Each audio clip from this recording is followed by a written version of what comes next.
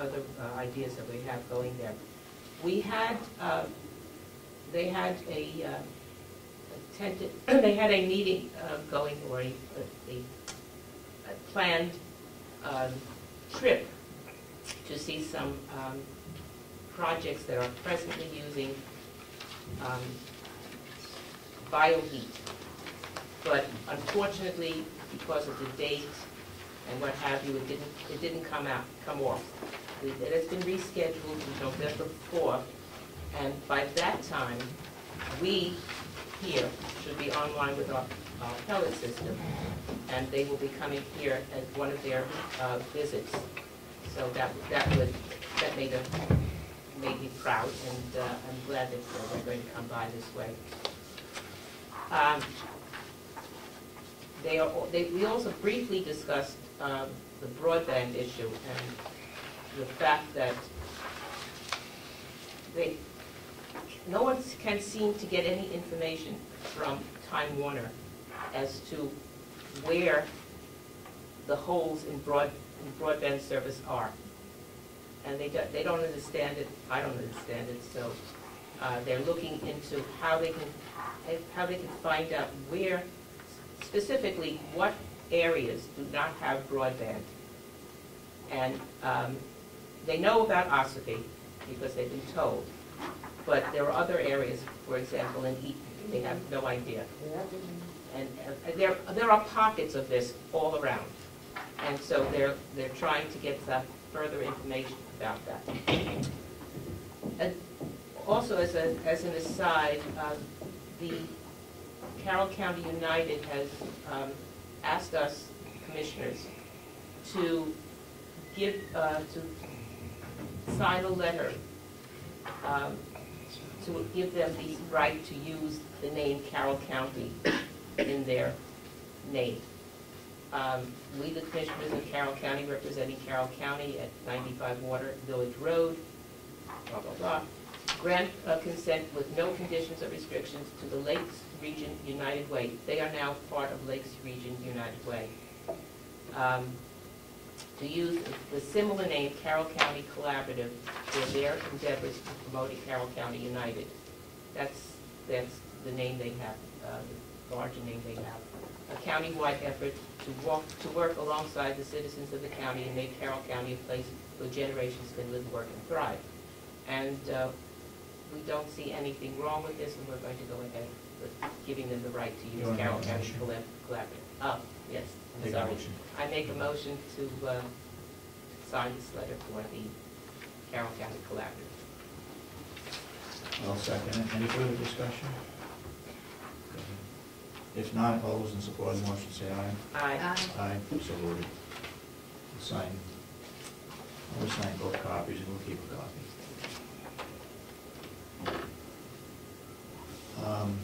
While she's signing that, we have a request.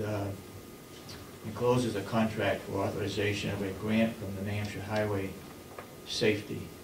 The purpose is to support a sobriety checkpoint with local and state law enforcement. The program has been very successful and well received by the public. Signed, Christopher Conley, Sheriff. And the grant is for $609.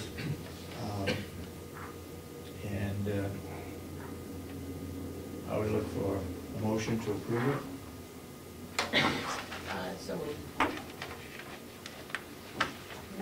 we've had this before, haven't we? Not this particular one, but it's just it's to reimburse the officers $609.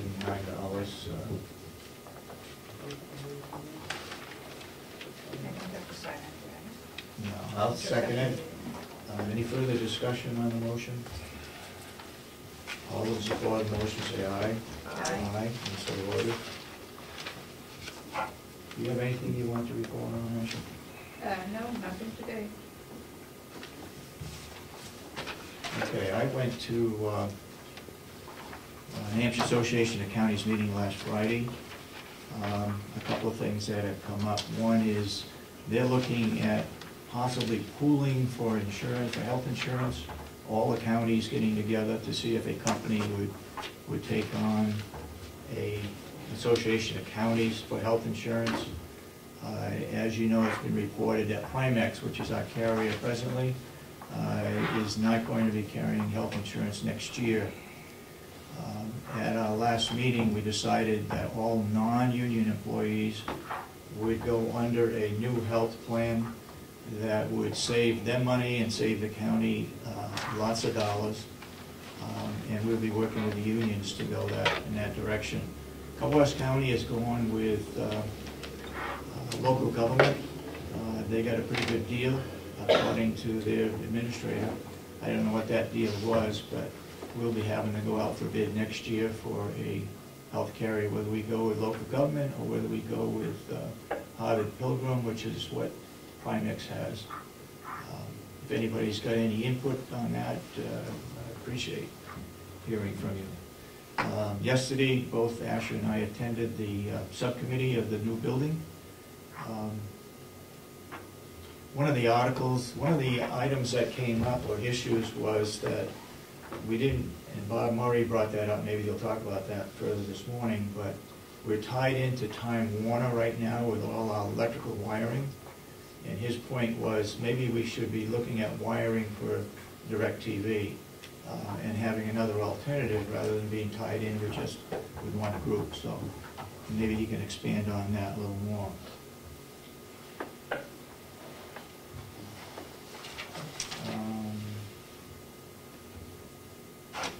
Regarding our pellet boilers, I got a letter from Charlie Agnew. Says due to some manufacturing delays, we are not expecting delivery of the equipment until July, so we don't have to go out for storage trailers and so forth until later than what we had expected. So that's good news. I just hope now that we get it on time, and so it's not delayed until January or February of next year. Prime Care, I also talked with the superintendent of the jail from Rockingham County, who has Prime Care. Remember Jason Johnson, the superintendent of our jail, talked about Prime Care taking over all the medical types of things that go on in our jail for the nurses, the medication and so forth. Mr. Church was very complimentary for Prime Care. They just signed an additional 5-year contract with them. And he said that they've gone overboard in helping Rockingham County in some areas that, whether they were covered or not, Prime Care did take it on and did the litigation for them. So he was very happy with them, and I think we're looking for now a benefit package as well as a contract. And we'll look further into that, and perhaps once we get an agreement, we will perhaps go with Prime Care as our official company at the jail. Okay, let's move on with our agenda. Bob Murray is our maintenance supervisor at the nursing home, and I asked Bob to come in. Because of our building committee for our old nursing home, the questions have come up as to how much space we need and so forth. So, Bob, you're on. Well, currently we have a storage room, and a maintenance shop, which encompasses about 713 square feet. We're going to be moving out of that, and I'm targeting the activities room, which is right next door. With our current shop, we also have 2 storage units, 320 square feet each, and the remaining space in our generator house, which is 780 square feet. We have a total storage space right now of 2,133 square feet.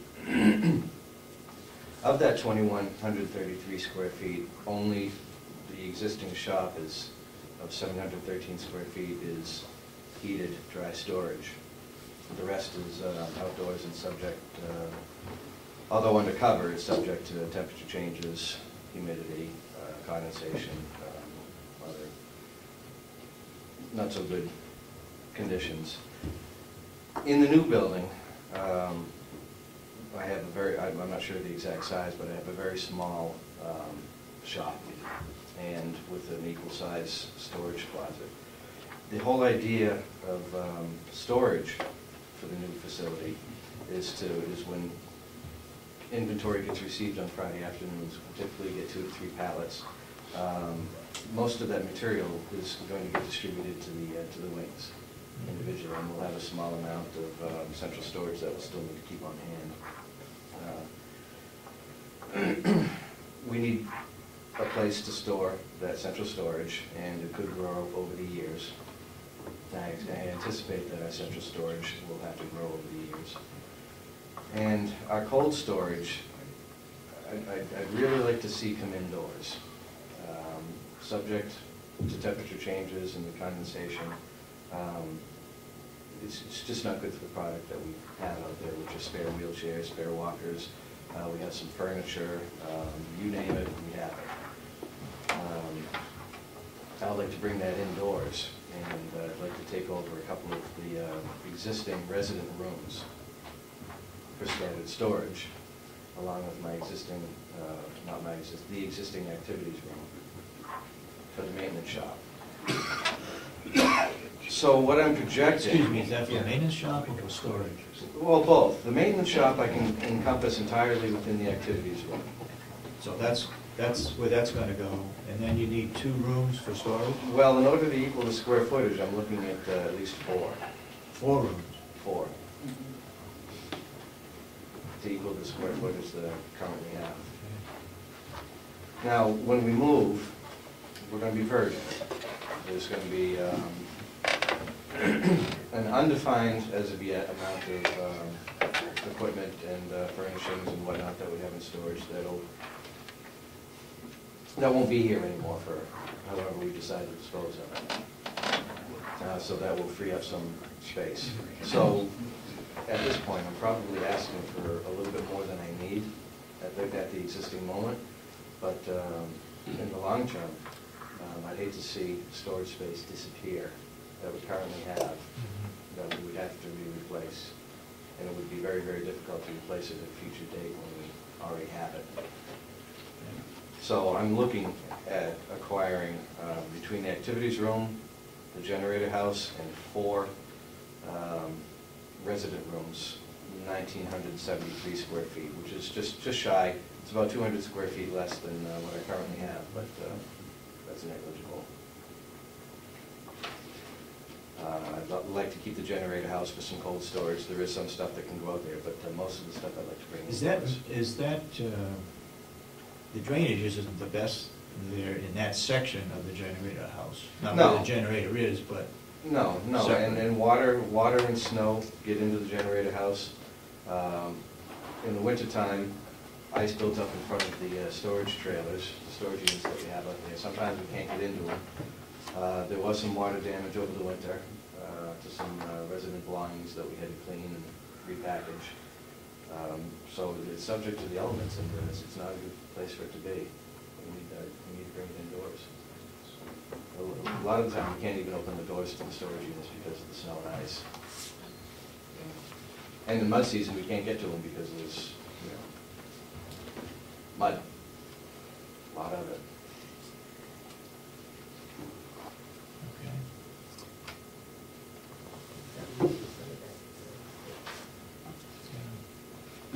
Those people are on the building committee, I hope heard that, and we'll be bringing that up again during the building committee meeting on the 23rd. I'll bring it up as often as I need to. Okay. I'm going to be lobbying for this space.